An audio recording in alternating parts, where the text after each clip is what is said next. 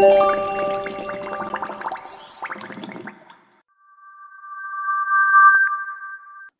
y'all, hey, welcome back to the Lightning Bolt Chronicles. It's me, Christina McCrary on Facebook, aka The Black Mirror, aka Captain Consistent, aka The Mom Friend, aka Petty Level 12 and a half, aka Xtina McCrazy on TikTok and IG, host of McCrazy's Place podcast on YouTube. It also has an IG and a Facebook page. Co-host of Thursday Night Live, your weekly dose of social media and pop culture shenanigans and foolery, on Facebook and YouTube Live, where you can jump in the comments and talk to us and join in the foolery. And co-host of this magical, beautiful podcast, the Lightning Bolt Chronicles. We'll tell you all the places you can find it at the end, because that's just a lot more spiel, but I want to get to introducing my co-host. Ma'am! Hello, guys. Hello, all of my magical friends. It's Erica, aka Poodle Noodle 82 at Instagram. And I think Poodle Noodle 82 kind of anywhere, probably. She said at Instagram. That's great. I love it. I'm Hufflepuff and a dog mom. And yeah, that's about it. Yay! All right, guys, we are back with another chapter. And this week's chapter is chapter 6 from the first book, and it is called The Journey from Platform 9 3/4. I know on the last episode I said that chapter was everything, but I already told you guys, like, this is going to be a problem because this chapter was everything. So I have a feeling that we're probably going to be saying this for every chapter here on out. Yes, because everything just keeps getting tossed at you in tidbits. And when we know the story as much as we do, we're like, oh my God, little foreshadowy things that you notice. Yes. Man, seriously. Okay, so as far as who we meet in this chapter, and there's a lot. Did we say what the chapter's called? Yeah, The Journey from Platform 9 3/4. Okay, are we labeling it anything else? I haven't decided yet. I've been thinking about it. Or Ickle Ronnykins? I love it. Ickle Ronnykins. That's the one. That's the one. So, chapter summary and introduction of characters. So, last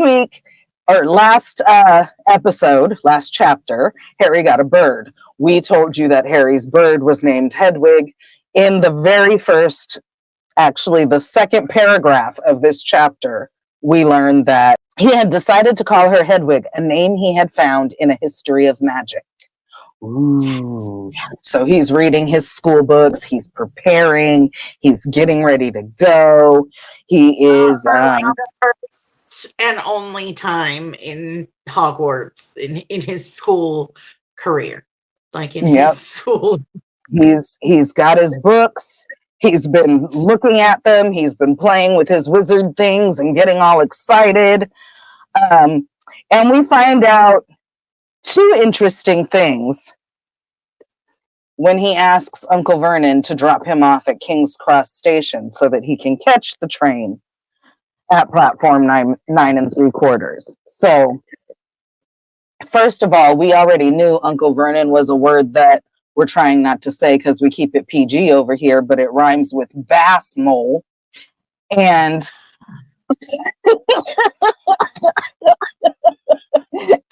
he says he's going into London anyway, so he might as well drop him off. But if he wasn't going into London, he wouldn't. Jeez, thanks, jerk off. But the interesting piece there is, why are you going into London? Harry asked, trying to keep things friendly. Now, mind you, it's been about a month.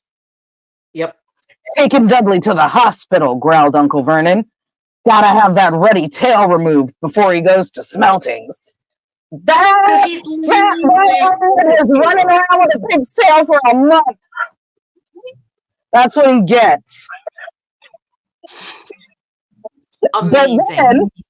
But then, just because, again, Bass Mole, okay? They all go as a family. He drops Harry off. He takes him inside. Look, platform 9 and platform 10. There is no platform 9 3/4. And just as Harry starts to panic, he goes, yours hasn't been built yet. No. Better than that is when he says, have a good term, said Uncle Vernon with an even nastier smile. He left without another word. You left an 11-year-old child at a train station and said, okay, bye. Sure did. When McGonagall said they were the worst kinds of muggles, that's like generous. They're worse than the worst. Yeah. Because he also knows that Harry can't possibly have any muggle money, any like regular person money. Right. He has no money. He's got this giant trunk and a cage with an owl in it. So he's probably wearing regular clothes, which were 4 sizes too big, gray, shabby, hanging all off. His glasses are broken and taped together in the middle. He looks like a homeless person. He sure does. And as the adult responsible for him, this worthless tub of lard says, have a good term, and goes and drives away. Yep. So Harry asks a guard who thinks he's just, a stupid kid playing around. It's not funny, whatever. Right. And then as Harry's trying to figure things out, it's getting closer to 11 o'clock when he knows that the train's going to leave. Oh, and it's, it says he was stranded in the middle of a station. He was stranded in the middle of a station with a trunk he could hardly lift, a pocket full of wizard money, and a large owl. Poor baby. But then as he's panicking, and he's like, oh, maybe I have to use my wand on a brick, like at Diagon Alley or something. And so he's getting desperate, and he's ready to try anything. And all of a sudden he overhears a woman's voice say, packed with muggles, of course. His radar goes up, and he swings around, and he sees this family. Yeah. Oh, we love the Weasleys. Oh. And this is where family in the magical world. Absolutely. And I think wizard children probably get homeschooled before they go to Hogwarts, because she said, blah, blah, blah. He swung around, 4 boys, all with flaming red hair. Each of them was pushing a trunk like Harry's, and they had an owl. Heart hammering, Harry pushed his cart after them. They stopped, and so did he, just near enough to hear what they were saying. Now, what's the platform number? Said the boy's mother. 9 3/4, piped a small girl, also redheaded, who was holding her hand. I feel like that had to be a lesson for Ginny for when it's time for her to go, because number one, Fred and George already been there. Percy and Charlie done already been there and left. So everybody knows it's platform 9 3/4. Also, because they've done this before. They've seen each other off and all that. Not only that, Molly herself went to Hogwarts. Right. Okay. So it wasn't like she didn't know. I'm like, Molly, why are you asking this question? Right? Well, and some of the theories online say that she said it on purpose to, like, in case Harry was around there, she could, like, be the, like, the fan theory that I saw online was that Dumbledore arranged that they would be in the station so that, and she would say things so that Harry would be able to get onto the platform. Oh, Because, interesting. but in the book, it kind of just looks like she's testing Ginny, who's the Yeah. youngest and isn't old enough to go yet. And Well, you're not allowed to use magic out in the outside world. So even if Harry, for example, did get desperate and thought, okay, this is like Diagon Alley and I need to start tapping bricks or something with my wand, he shouldn't be doing any of that he'll be looking because like a weirdo. yeah, well, it's technically illegal, right, to perform magic, any kind of magic in the real world. So Right. I could see how that makes perfect sense, and also for Molly to prepare Ginny, like you said. Yeah. Um, so she's, getting the boys together and they're being the boys. And so she sends Percy and then she's like, Fred, you next. And he's like, I'm not Fred, I'm George. Honestly, woman, you call yourself our mother. Can't you tell I'm George? And she says, oh, I'm sorry, dear. Only joking. I am Fred. And that's your introduction to the twins. Exactly.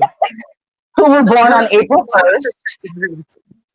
And they were born on April 1st. How perfect is that? Because Fred and George, just Fred and George. So they go Yep. through, and then Harry says, excuse me. And she's like, hello, dear. First time at Hogwarts? It's Ron's too. And so this is Harry meeting Ron. Then Harry's like, yeah, the thing is, I don't know how. And she goes, how to get onto the platform?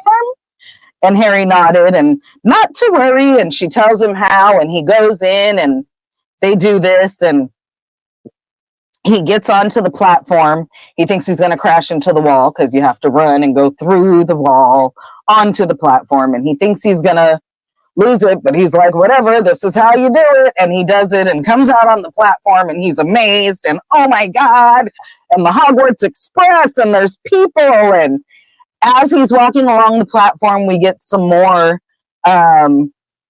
what's the word I'm looking for? Foreshadowing, because he walks by Neville and Gran, and he walks by Lee Jordan, who has something with a hairy leg in a box. And he goes onto the train. He finds himself a spot.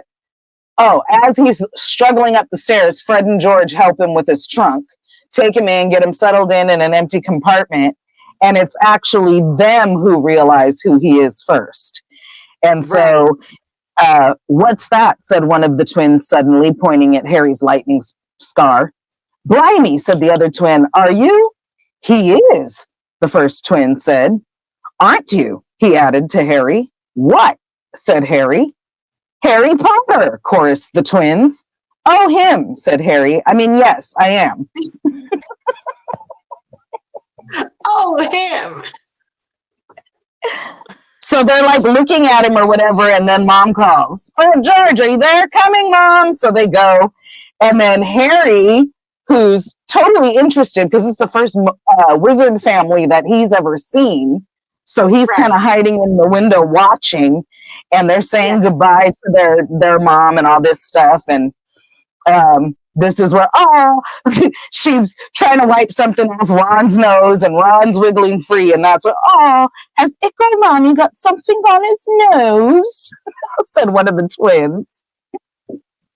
And then Percy comes out, can't stay long, I've got a prefect. And are you a prefect, Percy? Are you a prefect? Blah, blah, blah, blah, blah, blah, blah. And then, where is it? Because he's a prefect. They talk, she tells them to behave themselves. Don't blow up any toilets. They're like, ooh, we've never blown up a toilet. That's a good idea. And yeah, right. Don't worry, Ickle Ronnykins is safe with us. And so then, okay, here it is. This is what I was looking for. Hey, Mom, guess what? Guess who we just met on the train? Harry leaned back quickly so they wouldn't see him looking. You know that black-haired boy who was near us in the station? Know who he is? Who? Harry Potter. Harry heard the little girl's voice. Oh, Mom, can I go on the train and see him, Mom? Oh, please. You've already seen him, Ginny. And the poor boy isn't something you goggle at in a zoo. Is he really, Fred? How do you know? I asked him. Saw his scar. It's really there, like lightning. Poor dear. No wonder he was alone. I wondered. He was ever so polite when he asked how to get onto the platform. Never mind that. Do you think he remembers what you-know-who looks like? Their mother suddenly became very stern. I forbid you to ask him, Fred. No, don't you dare. As though he needs reminding of that on his first day of school. All right, keep your hair on. This was sounded. And I just love all of that because, number one, I love the relationships that the Weasley kids have with their mother. She's a true, like, she's a mother. No, don't do that. Oh, you guys are going to be who you're going to be. You behave yourselves. Don't blow up any toilets. Like, she's just such a mom. And she was like, oh, she's immediately, oh, poor dear. Like,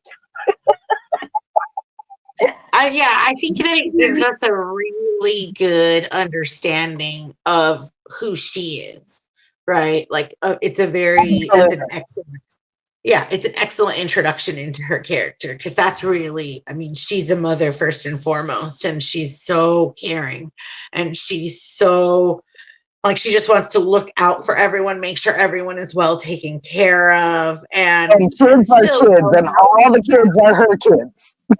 Yeah, all the kids. She's one of those. Like, yeah, and she has so many kids that the kids come to her house and they're all her kids. She's taking care of everyone. She's making sure everybody. She's the epitome of a mom. We love Molly Weasley. Yes. So then they get onto the train, and Ron comes in to sit with Harry. And we find out that the thing that Lee Jordan had with a hairy leg sticking out was a tarantula, because Fred and George are like, hey, we're going down here to see the tarantula. And Ron's like, okay, because Ron's deathly afraid of spiders, so Ron don't want to see the tarantula. So they leave Ron and Harry together, and it's kind of a little bit awkward or whatever. And Ron says, and it says, are you really Harry Potter? Ron blurted out. Harry nodded. And then Ron's kind of like asking questions or whatever, and Harry's okay with it. And then when it gets awkward again, Harry's like, well, are all your family wizards? Because he's just as interested in wizard families as Ron is in Harry and Muggles and whatever. And so Ron says, yes, I think so, said Ron. I think Mom's got a second cousin who's an accountant, but we never talk about him. I love Ron so much. And so this is the beginning of the magic that is Ron and Harry's best friendship that lasts the rest of their lives. Yeah. Harry finds out that Ron has 5 brothers, even though there were only 4 boys there. He's got 2 older brothers who have already left Hogwarts, Bill and Charlie. And then he's like, I wish I had 3 brothers. And he goes, 5. And they bond over the fact that Ron's like, dude, everything's hand me down, whatever. And Harry's like, yeah, me too. Like, and so they kind of bond over this stuff. And they bond over being poor. Yeah, they bond over being poor, and Harry tells him, like, he's never had money, whatever, and now he finds out he has wizard money. And then the trolley comes, and Harry's like, whoa, what is it? He's thinking he's going to buy some Mars bars, because he's never had money when a trolley came by or whatever. And he's thinking he's going to buy Mars bars, but no. He has the options of... It says, he had never had any money for candy with the Dursleys, and now that he had pockets rattling with gold and silver, he was ready to buy as many Mars bars as he could carry. But the woman didn't have Mars bars. What she did have were Bertie Bott's Every Flavor beans, Drooble's Best Blowing Gum, chocolate frogs, pumpkin pasties, cauldron cakes, licorice wands, and a number of other strange things Harry had never seen in his life. Not wanting to miss anything, he got some of everything and paid the woman 11 silver sickles and 7 bronze newts. Or knuts. We still haven't figured out how you say it. Oh, I went on like, I kind of tried to do a little deep dive, and I think it is canoe. I knew I had heard that and I was surprised. But the whole time I was reading it, all those times I looked at it like newts, but I heard it pronounced newts. Yeah. I think that you are absolutely right in that one. So they're in there, and Harry's brought back all this food, and Ron's like, hungry, are you? And Harry's like, I've just never had any of this stuff. I want to taste everything. Here, have some. And they just have a good old time munching on chocolate frogs. And Harry gets his first chocolate frog card, and Ron's like, oh yeah, I have like 500 of them. I need Agrippa and somebody else. And Harry gets his first card, and it's Dumbledore. And as they eat more and more chocolate frogs, Harry starts his chocolate frog card collection. Mm-hmm. Then, trying to remember, did Neville come in first and then Hermione and Neville came in together? I can't remember, but Neville loses his frog, or his toad. It's not a frog, it's a toad. Neville loses his toad, Trevor, and they meet Neville and Hermione because they're looking for Trevor. Yeah. And Hermione immediately comes off as this bossy know-it-all. I am convinced that Hermione has a photographic memory. She mentions how she's already read all of the school books and memorized them for the term. And, oh, you are Harry Potter? Oh, no, they do introductions, and he says he's Harry Potter. And she's like, oh, I've read about you in A History of Magic and in this book and in this book. And he's like, and then she's like, she tells Ron, you have something on your nose, you know? And they don't exactly like her very much.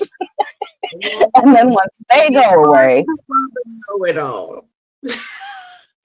Yeah, I guess.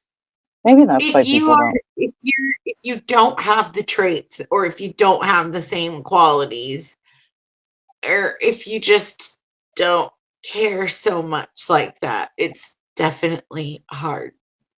Much harder to love. Well, she's definitely a know-it-all. She's already memorized all the books, and they're not even to school yet. They're on the train.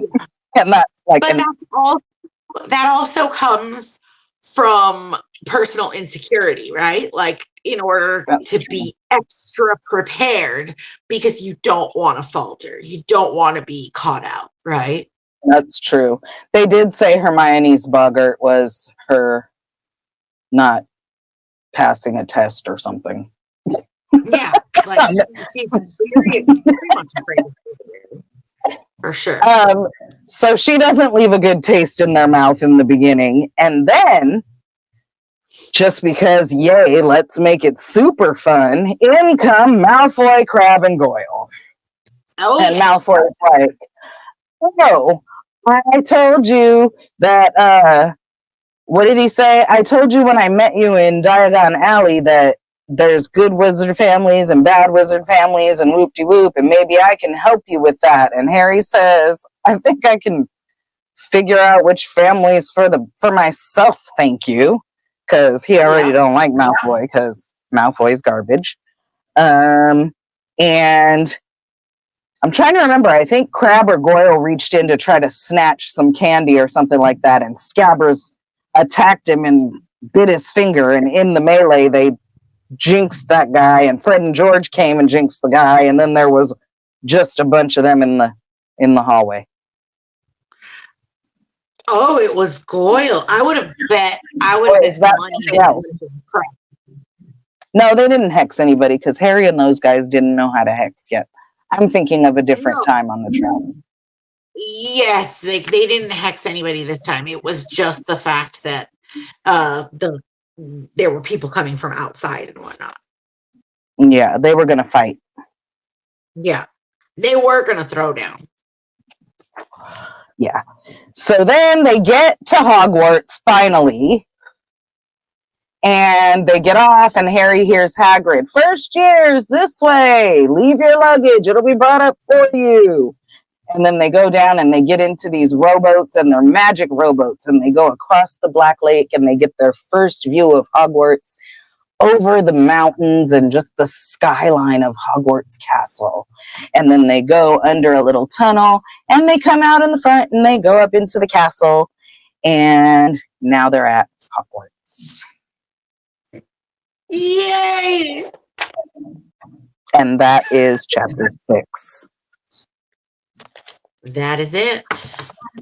Such a great chapter. So many great characters. Yeah.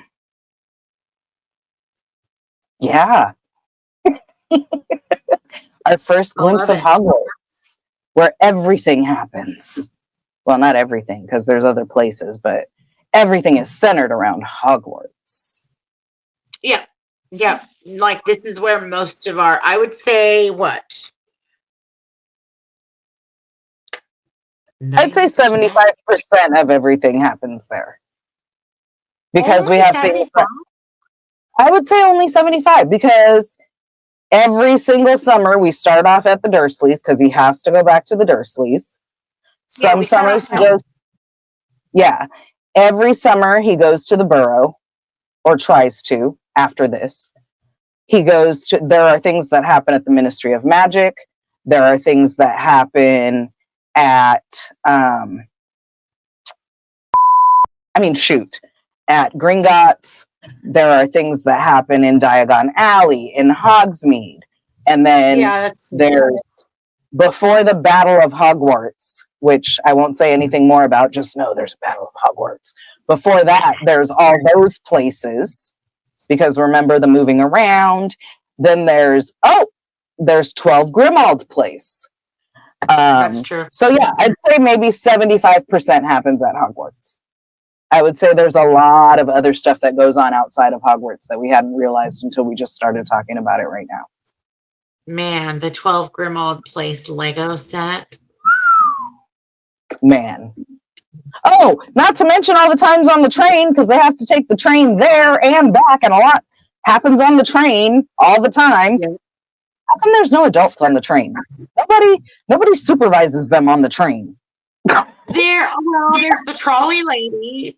She doesn't do supervision per se. She just does sales. And then there's the conductor, which Hermione mentions. And that's pretty much it. Except for the one time one of the teachers rode up with them, and they thought it was weird. They were like, "Why is the teacher riding up with us?" I have a question, though. So, like, Ron, we see that Ron performs magic on the train, and attempts to perform magic on the train, and Hermione does too. Is the train considered school? Are they now in a place where they can practice magic? Maybe.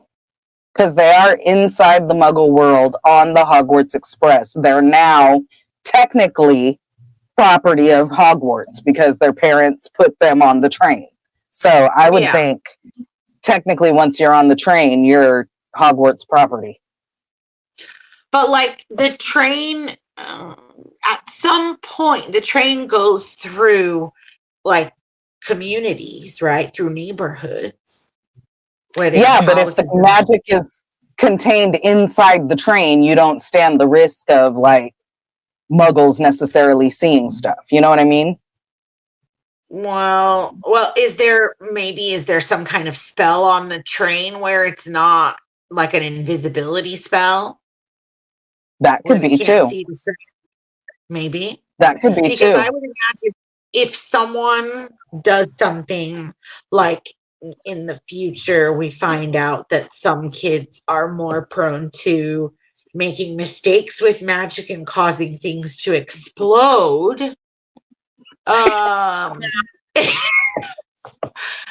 It would just be What if there's a train crash. They would spin it for the muggles. yeah, so that people wouldn't be able to see it, right? Right. Okay. Just like Okay. other things that happened, and it was a gas leak. Remember? They spin it for the muggles because the muggles can't know. All right. And also, there probably is some kind of enchantment on the train. I mean, you got to keep all those kids safe, especially if there's adults on the train. Yes, that's the biggest thing. Is there aren't any adults on the train. Like, how are they letting these kids? Yeah, so like there's got to be some kind of spell on the train. There's got to be. Yeah, because there are also kids of all ages, right? It's not just first years; it's all 7 years. 11 to 16, So there are 17. kids that have way better magic, right? Like that they're much better at it, they're more advanced. So they could easily do some damage. Yeah. But That's wild. I mean, the That head they boy just and head girl are in charge, I guess. yes, Although the prefect. technically, hold on, 11, 12, 13, 14. So by the time you're year 7, you're 17. And at 17, you're of age in the wizarding world. So technically, the 7th years are adults. Oh, that's true. And then you have head boy and head girl. Do they have head boy and head girl in each house, or is there just a head boy, head girl? Because prefects, there's 2 in each house. No, there's So only then, one. so there's the head boy, there's the head girl, and all of the 7th years who have turned 17 are already technically adults. Yes. So there are adults on the train, sort of. Yeah.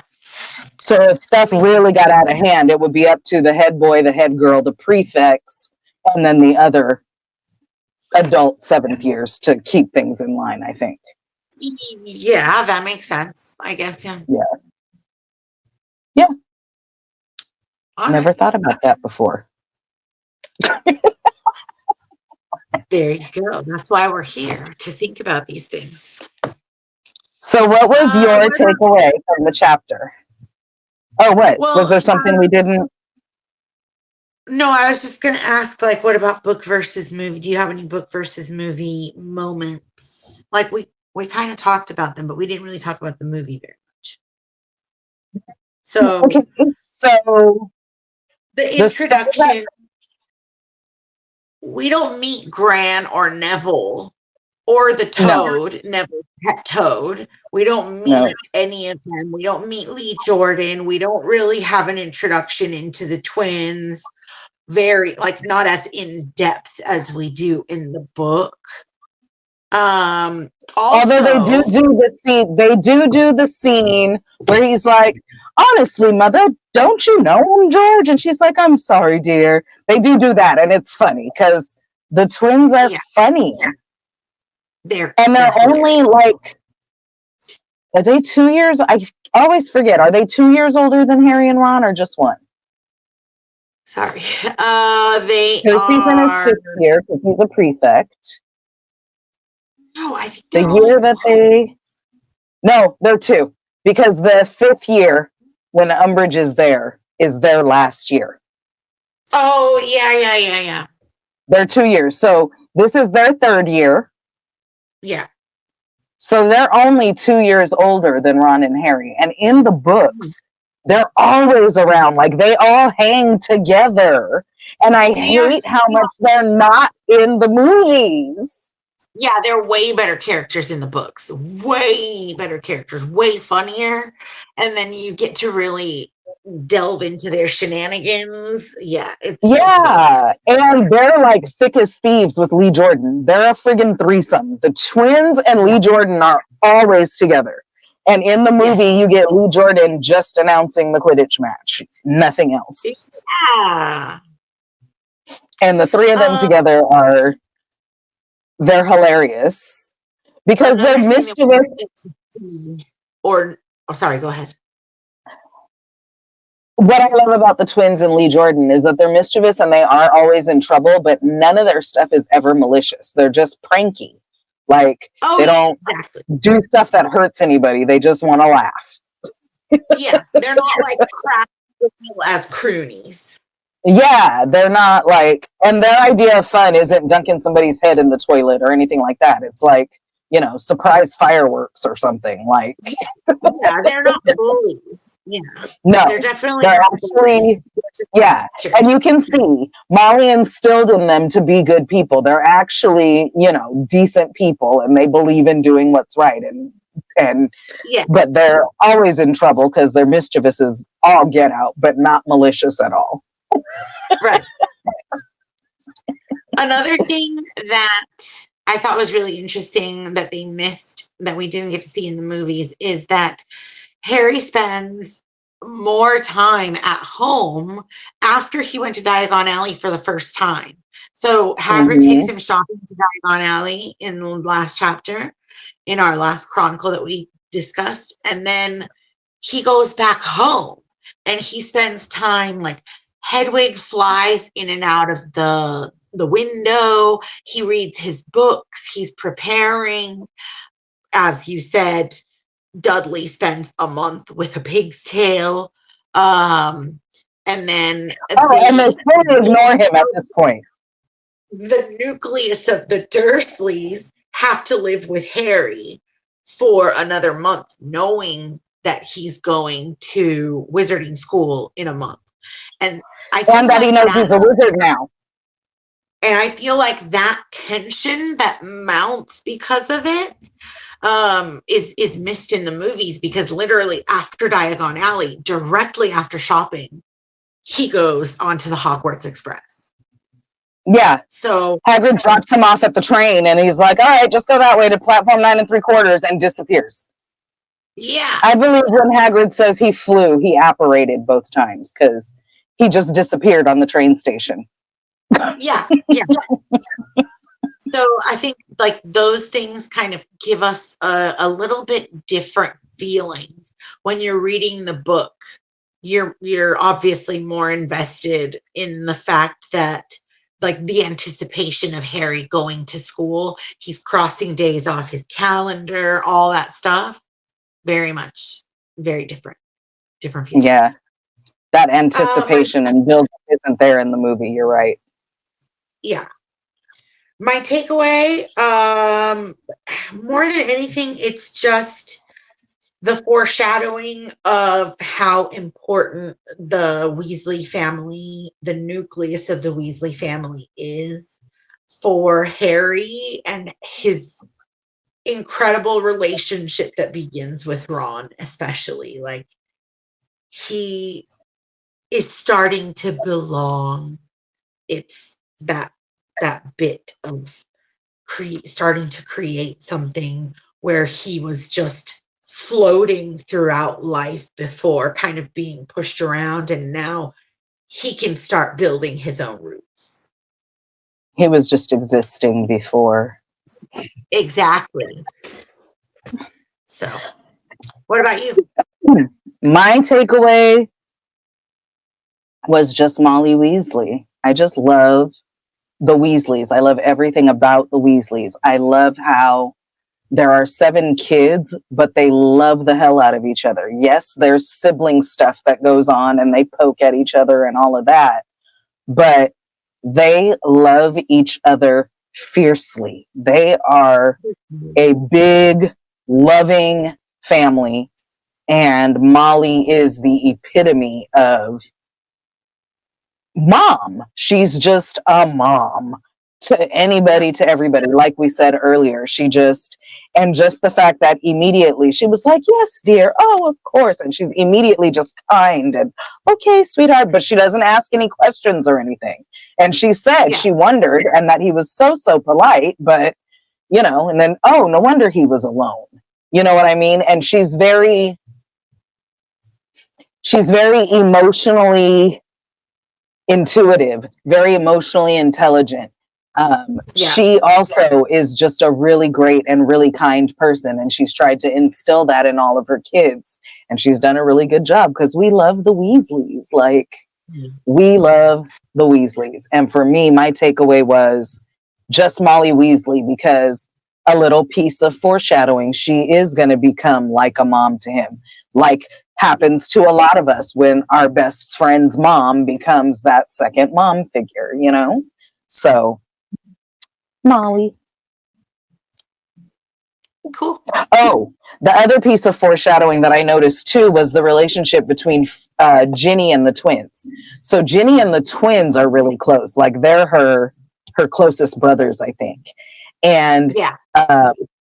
so like she's crying and whatever as the train's taking off, and they tell her, "Oh, don't worry, Ginny, we'll ride every day, and we'll send you a Hogwarts toilet seat." And so she's chasing them, waving, but she's half crying, half laughing because she's gonna miss everybody, but her brothers are ridiculous, and she hangs with her brothers. Like, oh, and we don't get to see it just yet, but Ginny ends up being just a bad ASS woman because she has 6 older brothers. Yes. That really molds who she is as a person. Yeah, How like, strong, confident, yeah. and doesn't take any crap. And like tries to like be independent because she's so protected. She's the only girl. She's got 6 brothers. She's the youngest. Like she's so protected, and all she wants to do is be like, "No, dude, like I got this." Yeah.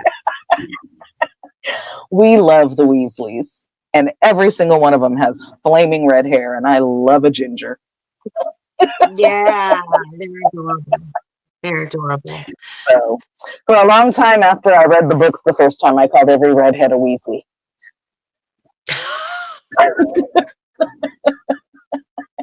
Okay. I had a student who had red hair, and I would call her my favorite little Weasley, and she was like, "I'm not even into Harry Potter. I don't even know what that means." And I was like, "That's okay. You're still my favorite little Weasley."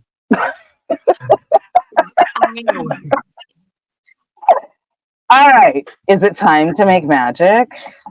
It's time to make magic.